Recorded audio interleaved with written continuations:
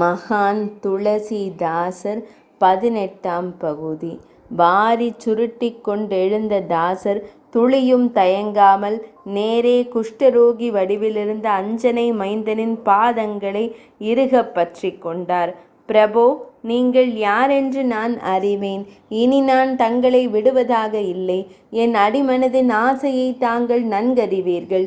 எனக்கு கிருபை செய்யுங்கள் சுவாமி.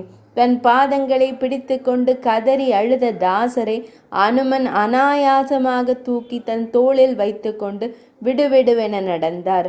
காடு மேடுகளை எல்லாம் கடந்து வந்தவர் பொழுது புலர்ந்த வேளையில் ஓரிடத்தில் தாசரை தரை இறக்கினார். பிரபு, இது எந்த இடம்? ஒன்றும் புரியாமல் வினவினார் தாசர். உடன் அனுமன் அவரை நோக்கி, இது சித்திரக்கூடம்.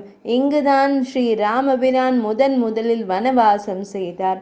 அதனால் இந்த இடத்தை ராமகிரி என்று அழைப்பார்கள். இங்கே அமர்ந்து தாங்கள் ராமநாம ஜபம் செய்யுங்கள். நிச்சயம் அதிசீக்கிரமாகவே ஸ்ரீ ராமபிரான் தங்களுக்கு தரிசனம் தந்து பிரத்யக்ஷமாவார் என்று கூறினார். சந்தோஷத்தால் தாசர் அகமகிழ்ந்து போனார். இருந்தாலும் அனுமனை கண்டு, பிரபு, தாங்களும் என்னுடன் இருந்து ராமநாம ஜபம் செய்ய வேண்டுகிறேன் என்று கேட்டுக்கொண்டார் தாசர். ஆனால் அனுமனோ, அவசியமில்லை தாசரே. ராமநாமம் எங்கெல்லாம் ஒலிக்கிறதோ அங்கெல்லாம் ஒரே சமயத்தில் என்னால் வியாபித்திருக்க முடியும். அதனால் தாங்கள் நான் கூறியபடியே ராமநாம ஜபம் செய்ய தொடங்குங்கள். எப்படியும் என் துணை தமக்கு உண்டு என்று கூறி மறைந்தார் அனுமான். தாசரின் ராம ஜபம் சித்திரக்கூட மலைகளிலும் மலை சாரல்களிலும் பிரதிபலித்தது. தினங்கள் உருண்டோட ஆரம்பித்தன. தாசருக்கு தற்சமயம் ராம தரிசனம் தமக்கு கிட்டுமோ கிட்டாதோ என்று ஒரு ஐயம் உண்டானது. ஆனால் அஞ்சனை மைந்தனே என்னை இங்கே கொண்டு வந்து சேர்த்து ராமநாம ஜபம் செய், உனக்கு ராம தரிசனம் பிராப்தமாகும் என்று கூறி இருப்பதால் நிச்சயம் எனக்கு ராம தரிசனம் கிட்டாமல் போகாது. எல்லாம் சரிதான். ஆனால் எனக்கு ஒரு விஷயம் புரியவில்லை. அந்த ராமர் எப்பொழுது வருவார்? கூடவே தன் இளவலையும் அழைத்து வருவாரா? இல்லை தேவியும் அவருமாய் தரிசனம் தருவாரா? மரவுரி தரித்து வருவாரா? அன்றி திருமண கோலத்தில் வருவாரா? ராஜ அலங்காரத்தில் வருவாரா?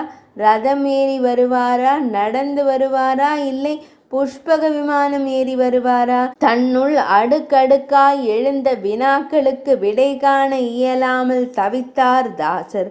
ஒரு கட்டத்தில் பொறுக்க இயலாமல் சித்திரக்கூட மலையின் உச்சிக்கு சென்று அங்கிருந்து ராமபிரான் வருகின்றாரா என்று நாற்புறமும் காணலாம் என்று முடிவு செய்து கொண்டு தமது வஸ்திரத்தை வரிந்து கட்டி கொண்டு ஒற்றையடி பாதையாய் சென்ற மலைப்பாதையில் வேக வேகமாக நடக்க ஆரம்பித்தார்.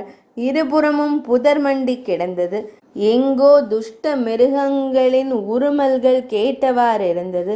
அமானுஷ்யமான அந்த சூழலை பொருட்படுத்தாமல் தாசர் வேக வேகமாக மலை உச்சியை நோக்கி நடந்தார். அப்பொழுது அங்கே நிலவிய நிசப்தத்தை கிழித்து கொண்டு எதிர்புறத்திலிருந்து குதிரைகளின் குளம்பொலி ஓசை தன்னை நெருங்கி வந்து கொண்டிருப்பதை தாசர் உணர்ந்தார். இந்த குறுகிய பாதையில் தம்மை தாண்டி கொண்டுதான் குதிரைகள் கடந்து செல்ல வேண்டும் என்பதால் தாசர் சற்று நிதானித்து அக்குதிரைகளுக்கு வழிவிட எண்ணி ஒதுங்கி நின்றார். தனக்கு மிகவும் அருகில் வந்துவிட்ட 2 குதிரைகளின் மீது ஒவ்வொரு வீரன் அமர்ந்திருப்பதை தாசர் தற்சமயம் கண்டார். 18ஆம் பகுதி இனிதே நிறைவடைந்தது.